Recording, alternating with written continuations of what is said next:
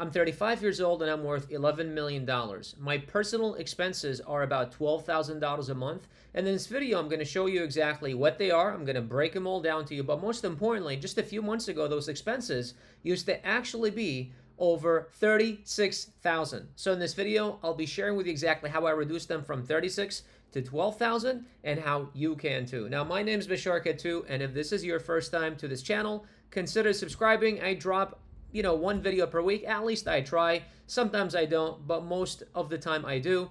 About, financial literacy, about, life in general, about entrepreneurship, about mindset, about things that I am interested in. Over the last about 4 or 5 years, I've generated about $37 million online from my different businesses. And over the past 16 years, I have founded, launched, and exited 9 businesses. And in total, I've also invested in about a total of 17 different businesses. So today I want to walk you guys through, the very first thing is kind of a little bit about my story and how I even got here and how I was able to accumulate the wealth, how I got to $36,000 a month in expenses. And let me tell you, it sounds cool until you're actually doing it, and then you look at you grab a pen and paper and look at what you're spending money on, and you realize, okay, a lot of this stuff is just flat out stupid. And also how I was able to reduce it and keep it where it's at. So back in 2020 or 2015, I lost a restaurant to a fire. I had no insurance to cover the damages. That place, just got destroyed. I got kicked out by my landlord and lost about $150,000, or was $150,000 in debt. And over the following years, I would just pick, odd jobs and just to clear debt and so on. And then I went online, started selling products online, specifically on Amazon. And that helped me for the following 4 years to retire my parents, to be able to clear my debt and start living life on my own terms. But if you know anything about e-commerce or physical products in general, it is very cash heavy. So at first, I had to, invest about $5,000 to $10,000 to get it up and running. But then to scale it to 7 figures, I brought in an investor who invested about another couple $100,000, and we did pretty well. However, a lot of our money was recycled back into the business. So cash flow, free cash flow out of the business into my bank account, although our business was generating $20,000, $30,000 a month in net income, I was maybe taking out $7,000, $8,000. So my bank account was growing little by little, especially after I cleared my debt. But it's not like I had millions of dollars in the bank. Now, I did have an exit, and that was nice and all, but again, still didn't have millions of dollars. And then, a few other investments came about, a few other business came about, and I started making hundreds of thousands of dollars. This is 21, 22, hundreds of thousands of dollars in net income. In fact, there was a month where I netted $857,000 into my bank account. That said, and I did that for a couple of years, that said, I always prided myself in the fact that I was only spending about $10,000 a month, even though I was making like $1 million, $1.5 million per month in revenue. And, I moved to Miami, lifestyle got a little expensive. I bought a Rolls Royce. I, got an apartment on the beach and things, and I love going out and so on, although I don't like to travel or any of that, or neither do I, flash my cars or whatever online. But I started, getting nice things. And my bank account had a few $1 million, and I had investments, and everything was going good. And before I know it, my active income business took a kind of a dip. For about a couple of years, I went from making hundreds of thousands to not anywhere near that. And then I started seeing my bank account start declining. I not only was it not being added to or sustaining, but it started declining. And that's when I realized, okay, I need to kind of, pay attention to my spendings. So I started cutting a few things, but I still realized that I was spending a lot of money. And now to actually, like you could see it when you don't have hundreds of thousands being piled into your bank account every single month. So I took a pen and paper, and this was November of 2024, and I kind of decided to, look at how much I'm spending on the personal level, because I never thought it was going to be a lot. And so I looked at that, and I realized that I was spending about $36,000. And all I did really, I just printed out my bank statements. I categorized all the different, all the different spendings. Like if it's restaurants, okay, that's restaurants. If it's, movies or whatever, I called it entertainment. If it's, insurance, I called it insurance. If it's whatever, and I created maybe like a dozen different categories. And I realized I was spending about $36,000 per month on different things. And then I was like, okay, well, that's a lot of money. Now, when I was making three, four, five, $600,000 a month in net income, not revenue, net income. 36,000, we're talking about 5% of your income. That's not a lot, right? But when you're not making anywhere near that, and that's a big chunk of your income, then it's like, okay, well, something has to change. And what I looked at is my Rolls Royce. I was driving a 2022 Cullinan, and its monthly payment was about $5,000, including insurance and gas and all that was probably about $6,000. Our rent was about $6,350 or so. So between the two was about $12,000, $13,000. I was like, well, all right, well, this is the first thing that's going to go. That's literally the very first thing that's going to go. I'm going to get rid of those two. And that immediately decreased my expenses by a third, right? So literally within 30 days, I dumped the car. And within about 60 days, I dumped the apartment, and then we went to a cheaper apartment. Now you're like, well, Bashar, you're a millionaire and you make all this money and you're worth $11 million. You're going to go from, living on the beach and whatever to a cheaper apartment. Yeah, that's what you got to do when you're not making as much money. And that's why it's very important that when you are making these jumps in lifestyle, it's very important that you don't drive for those things, that those don't become the goal. Because a lot of times, and let me tell you, it took me about 6 months to really, come with the, make peace with that kind of decision, because part of me was, there was a lot of ego inside. There was a lot of pride. There was a lot of what does the image look like? I'm out there teaching people how to, make financial decisions and make money online and all that stuff. And now I'm decreasing my lifestyle because I'm not making as much money. Am I a fraud now? And there was all that battle inside that was happening. But then what I realized is, listen, that's exactly what I should be doing. And instead of hiding it, I should be talking about it, which is why I'm making this video. Because life happens, and things happen, and things change and shift.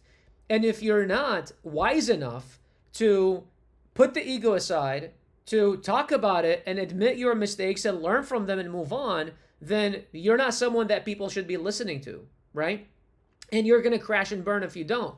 I made that decision about a year ago. In the last year, just from, our rent right now is about $2,900. And I live a block away from the beach. So it's not like I went some ghetto place. I literally live 1 block from the place where I used to live. My balcony, actually, I can see the old place where we used to live. And sometimes, I look at them like, fuck, we don't drive a car. We haven't driven a car in, I'm recording this in February. We haven't driven a car in a month and 2 years. And honestly, I love it because there's Uber. We get to walk more, and it's just it's an extra savings. And I don't think about it. I thought I'm gonna go 1 quarter without a car and see what happens, but I just haven't felt the need for a car. We might get a car later, but right now it's like we're just fine. We felt it the first couple of months, but then after the longer we didn't do it, the longer we didn't really care about it, And so just in the last let's say 12 months.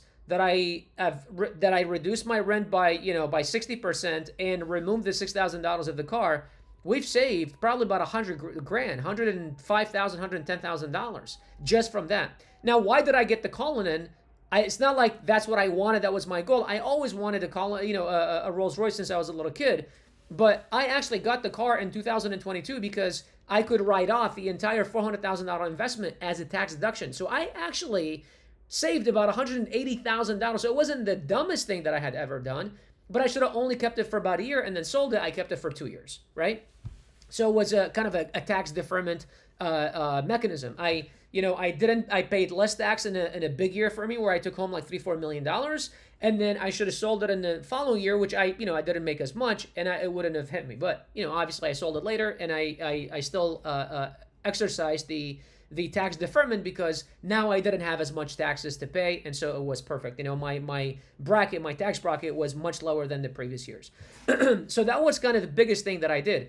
And then what I started doing is that I started actually building a budget, and every single month, me and my wife, we print out all of our personal expenses, all goes from one account, and that's the other problem is that, especially when you start a business, it's like your personal expenses are in the business account. They're coming out of the personal account, the business account. You use a debit card and a credit card here and blah, blah. Everything should be going out from one place. Your personal stuff, all from one place. Preferably have a separate account that has nothing to do with your, with your business or whatever. And everything comes out of there. If you've got a credit card, specifically for that. If you have right now for me, I use a business credit card for my personal expenses because a lot of my personal expenses actually write them off as business expenses, but I have a separate credit card. So I've got a business main credit card that's got $135,000. It's a Chase Premier, $135,000 credit, whatever, line of credit. And I've got another one that's got a $15,000 line of credit, right? So I use the $15,000 for my personal stuff and then the other one for the other stuff. Now, obviously, if I'm going to buy a snack, I'm not going to run it on that. I use just a regular card or whatever, personal. But majority of my personal expenses, I run through the company because I work from home and I do all that, and I'm a personality, so I can write off a lot of my personal stuff. So that's essentially what I did. And literally over the following about 4 or 5 months, just by tracking exactly every single spending, you start reducing, because you know what they say: what is tracked, it is what's tracked is managed, what's managed is improved, or what's tracked is improved, what's measured is improved. There we go. That's what it is. So that's essentially what I did, right? And just by doing that, I started reducing. And then we started looking at, because oftentimes we spend money on certain things, and then you look at them and you're like, why the hell am I spending money here? Like, reduce this, cut the other, right? And little by little, I started cutting things. So today, what my expenses are: $12,000. Number one, I pay my wife a salary, a $3,000 salary. Now, she used to get paid $6,000 per month. I reduced it to $3,000 per month. And you might be thinking, why the hell do you pay your wife a $3,000 salary? Very simple. Because one of my goals was that I retire her, or give her the option if she wanted to retire or go work. But I would not want her to be working just because she wants to, get a paycheck, because I would not want her to be answering to someone else. She's not answering to me. She's not my employee, but I would not want her to be answering to someone else. Why would she, right? So I pay her a salary to literally sit home and do whatever the F she wants. So that's, and I did that back in 2020. And so for the last 5 years, I've been paying her a salary. So she gets a $3,000 salary. Our rent is $29.85. Health insurance, we pay $172 per month. That's fairly low. Number one, we're healthy. We don't have kids. But also our income is lower. We used to pay $400 or $500 when our income was higher. So it's based on your income and coverage. Life insurance, we pay about $250 per month. Ride share, because remember what I said about Uber, we pay about $1,100 per month. Although that's fairly high, and you can get a pretty nice car for that. But I'm like, if I get a nice car, it's going to be about the same with gas and insurance. I'd rather pay Ubers than have to worry about parking, and especially in Miami and traffic and all that. I'm like, I'd rather not deal with it. We pay about $1,000 a month in groceries, about $1,000 a month on restaurants. We love to go out. About $500 in entertainment. So that's like, we bought a concert ticket here. We went to movies here, there, or whatever. $608 a month for a car lease for my mother-in-law. About 3 years now, I think. We got her a car, and I committed to doing that because I was supposed to be buying my mom a house. So the mama house didn't happen because my income dropped a little bit, and I had to kind of reassess different things. But the car is there, and so it's part of my expenses now. And then the last thing is $750 a month in miscellaneous. So if you add all that, it's about $12,000. It's like $11,800 or something like that. But that's essentially what I did, right? That's essentially what I did and what my expenses are. So the biggest takeaway from here is that what you want to do, and I always say, and if I'm going to leave you with one thing, it would be this. Never, and that's the thing that I've learned over the past years, and over kind of like, going from not making a whole lot of money to making a shitload of amount of money, more money than I ever thought was possible. There was a point in time where, again, I was making like $600,000, $700,000, $800,000 a month in net income. My bank account, I think the most balance that I had was like 5.1 million or something like that. And to be worth about 25 million, over the last couple of years, my net worth has dropped a little bit. I actually have another video on my channel where I talk about my net worth and how it makes up my net worth. But my net worth 2-3 years ago was like 80%, 90% made up off of my active income business. Today, it's only about 10% off of that and 90% off of investments, passive income. And that's how you really want to be. I'm worth about 11 million. I only got about $100,000 in cash, right? And that's how you want to be. You don't want to be liquid. You want to have assets out there that are increasing in value, increasing in appreciating, and producing you cash flow every single month, and that don't, you don't pay taxes on them. So that's how I've kind of built it, right? But if I'm going to leave you with one thing, it would be this. Your goal If you look at how much money you make right now from your active income, and you say, let's say you make $5,000 a month, and if that active income, let's say it's your job or you have a business or whatever, if that active income goes away, how much are you left with? If it's zero, you want to live as inexpensively as possible.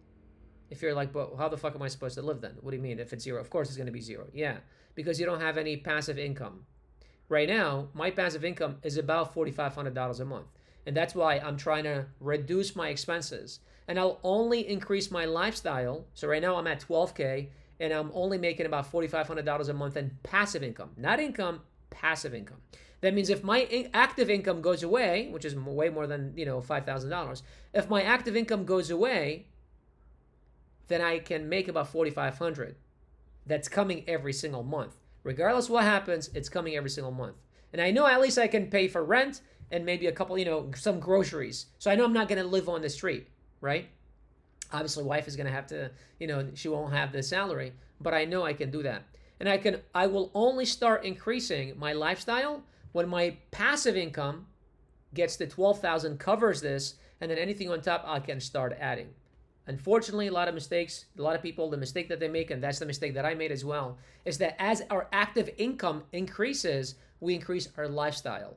And then just, something for you to keep in mind is that your active income is not always going to be the same. Job can be displaced, especially with AI right now.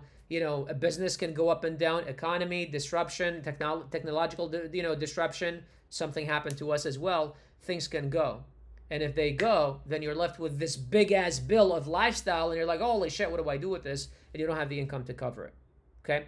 Now, here's the thing. With improving your expenses, you can only go down to zero. So right now I went from 36 to 12, 36 to 18, 20 was very easy. 20 to like 15 was a little bit harder. 15 to 12 was very difficult. Sometimes it creeps up above 12 as well. But 12 below that, it's like, I can probably go down to like, 6, 7, 8, but it would be like bare bones now. Now I'm like, okay, what the fuck is happening right now, right? But I can only go down to zero. However, my income, I can increase it infinity. And so what you want to be focused on first, reducing your expenses, but also increasing your income because you can only reduce to zero.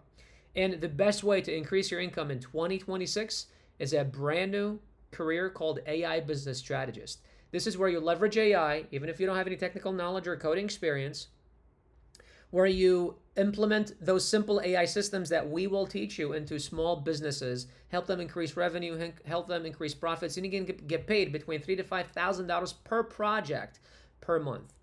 2-3 projects per month, you're making $5,000, $6,000, $7,000, $8,000, $10,000, $15,000 a month. If you want to learn how this works, there's a link in the chat. Go click on it. There's a short presentation that I walk you through how it all works. Outside of that, if you found this video valuable, give it a thumbs up, consider subscribing, and share it with someone who will find it valuable. Until next time, have yourself a great day. Cheers.